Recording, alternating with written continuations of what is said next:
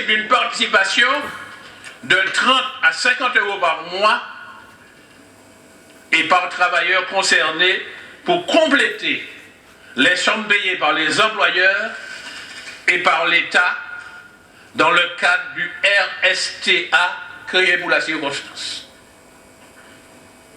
À ce moment-là, les pourparlers étaient en cours avec le représentant de l'État pour permettre d'espérer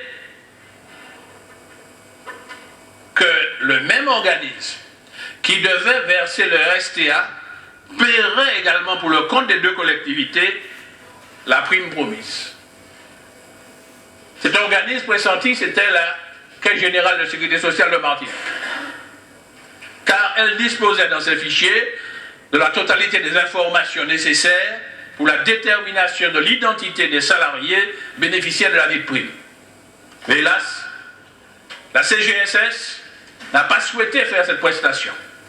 Les deux collectivités ont dû rechercher un autre prestataire et c'est le CNASEA, une agence d'État, devenue depuis l'ASP, c'est-à-dire l'agence de services et de paiement, qui a été retenue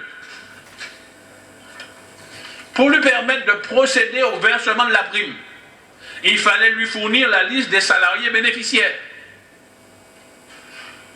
Mais l'autorisation de la CNIL, la Commission nationale d'informatique et liberté, était nécessaire pour que le fichier soit transmis par la CGSS en direction de l'ASP. Cette autorisation n'est parvenue qu'en novembre 2009. D'ailleurs, ce n'est qu'à ce moment-là que le coût de l'ensemble des primes pouvait être estimé avec plus de précision. Néanmoins, et c'est là que je vais m'inscrire en faux par rapport à ce qui a été dit et dans le rapport et qui a été répété ici par celui qui m'a précédé, c'est-à-dire le porte-parole de votre groupe, dès la DM1 2009, la décision modificative 2009, votée ici en juin 2009, le président Marie-Jeanne a prévu des crédits à hauteur de 18 millions d'euros. Allez regarder la DM, je l'ai là. Et tout ça que je vais dire, j'ai les preuves écrites. DM 2009, 18 millions d'euros.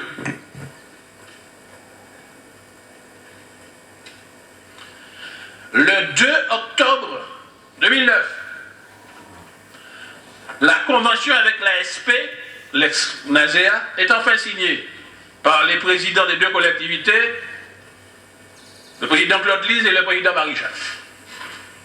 Cette convention prévoit le paiement d'un premier acompte de 1 million d'euros.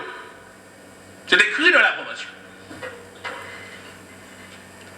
Cette convention, je le rappelle, est signée le 2 octobre. Dès le mois de novembre, le versement du premier million d'euros est fait.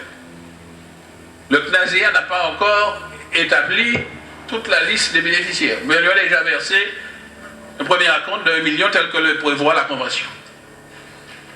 En décembre 2009, le même jour, dans cette salle ici, en plénière, le président Alfred Marie-Jeanne fait voter par le conseil régional une DM3, décision modificative numéro 3, qui supprime les 17 millions restants en crédit de paiement, parce que constatant que cette somme n'allait pas être payée avant 31 décembre, il le supprime.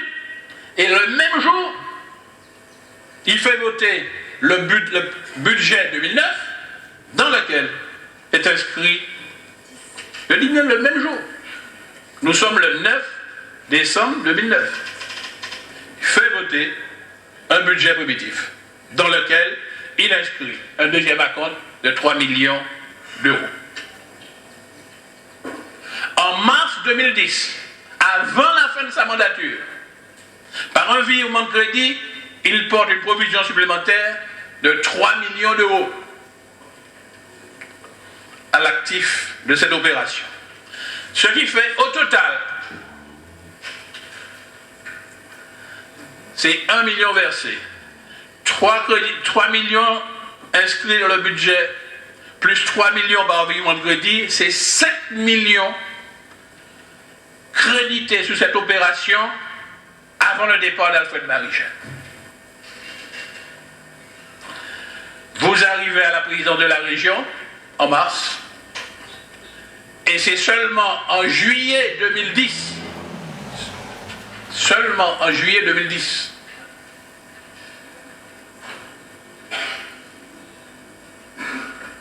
vous arrivez en mars, j'attendais que vous m'écoutiez, et c'est seulement en juillet 2010 que vous faites voter une DME 2010 dans laquelle vous abondez une somme seulement 9 millions. Ce qui fait au total,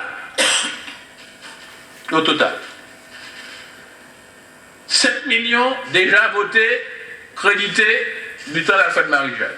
9 millions que vous ajoutez, ça fait 16 millions. Mais le compte n'y est pas.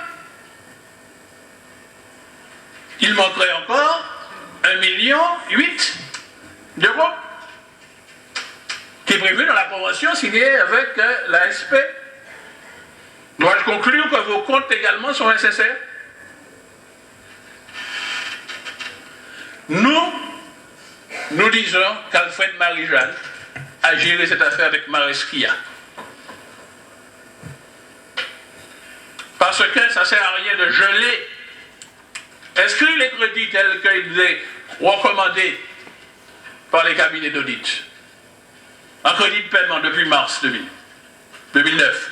Ça a été gelé des crédits inutilement parce qu'en réalité, on les utilise qu'à la fin de l'année, et même à la fin de l'année, ce n'est pas encore dans la poche des salariés.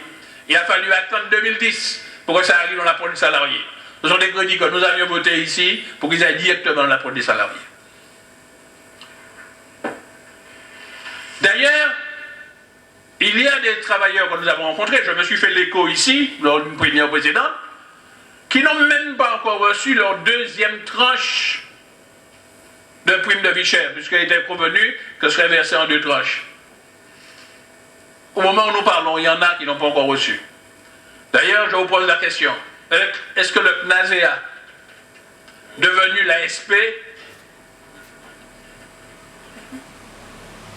est-ce que le CNASEA, devenu l'ASP, a déjà fourni son compte rendu final? Donc vous voyez, c'est une affaire qui n'est même pas encore terminée, soldée.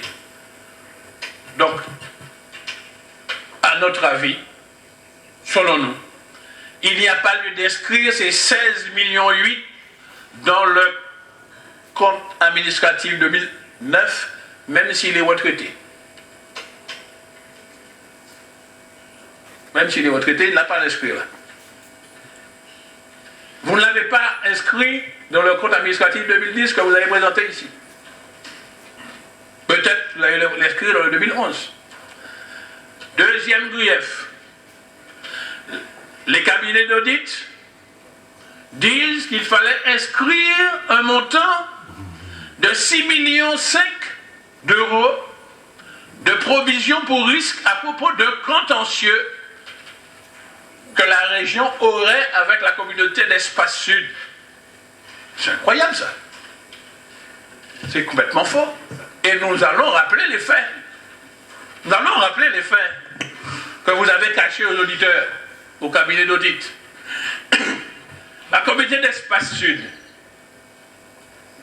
ayant mis en place un service public de transport urbain de personnes et ayant approuvé son plan de déplacement urbain, a tout naturellement réclamé sa part du produit de la taxe spéciale sur les carburants. Elle l'a réclamé à qui? À la région?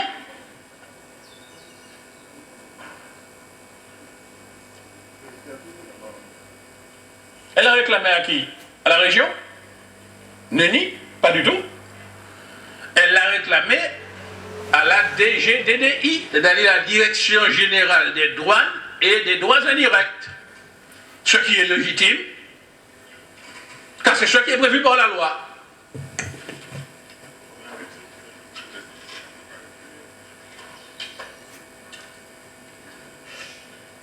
s'adresse à vous, j'attends à donner que vous ayez l'attention vers ce que je dis, vous continuez. Mais vous prédisposez de mes capacités mentales à pouvoir écouter vous et en même temps monsieur. Vous savez que j'ai la capacité de vous entendre en même temps d'entendre des... Comme je n'ai pas de capacité, je pensais que vous étiez égaux. Mais vous prédisposez de mes capacités intellectuelles, Comme ce que je ne ferai jamais pour vous. Je ne savais pas que vous étiez supérieur à moi. Non, non, pas du tout. Surhumain. Bien. Je continue. Je disais que la réclamation de la communauté d'agglomération de l'espace sud est tout à fait légitime, parce que c'est ce que dit la loi, et je vais me faire un plaisir de rappeler la loi. C'est la loi dite la loi Paul. C'est la loi d'orientation pour l'outre-mer, numéro 2435 du 7 décembre 2000. Que dit cette loi dans son article 21D, d'ailleurs qui vient comme un cheveu sous la soupe dans la loi? On se demande pourquoi, parce que ce n'était pas dans la logique de la loi. On sent que c'est quelque chose qui a été ajouté, d'ailleurs, rapidement. Les parlementaires nous ont dit même nuitamment. On a vu le directeur de cabinet arriver pour porter cet ajout à la loi, mais en tout cas, c'est dans la loi. C'est devenu, ça a la force de la loi. Je cite, dans les départements de Guadeloupe, de la Guyane, de Martinique, une partie du produit de la taxe est affectée au budget des communes de plus de 50 000 habitants, il n'y en a pas beaucoup en Martinique, il n'y en a qu'une seule, et les établissements publics de coopération intercommunale, lorsque la population de l'ensemble des communes membres de l'établissement dépasse 50 000 habitants, ayant mis en place un plan de transport urbain de personnes ou ayant approuvé un plan de déplacement urbain. Elle est affectée au financement des dépenses d'investissement et de fonctionnement des transports publics urbains et des autres services publics de transport public qui, sans être entièrement à l'intérieur du périmètre